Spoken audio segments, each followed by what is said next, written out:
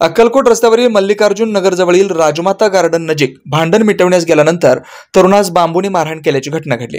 या प्रकरणी ज्योतिबा विश्वनाथ पवार वय 22 राहणार सिद्धरामेश्वर नगर विनायक नगर शेजारी यांनी दिलेल्या फिर्यादीवरून जावेद दादाली चौधरी वय 27 राहणार अभिषेक नगर अक्कलकोट रस्ता, साबिर ननुभाई दंडू वय 22 राहणार समाधान नगर, सरफराज रफिक मुल्ला वय 20, सद्दाम चांदसाब शेख वय 25 दोघे राहणार मल्लिकार्जुन नगर, सिद्धाराम अप्पाशा कळमंडे वय 26 राहणार अक्कलकोट रस्ता, राहुल रुक्मय्या बादल वय 25 राहणार विक्रांत नगर अक्कलकोट रस्ता या 6 जणांच्या विरोधात MIDC पोलीस ठाण्यात गुन्हा दाखल करण्यात आला।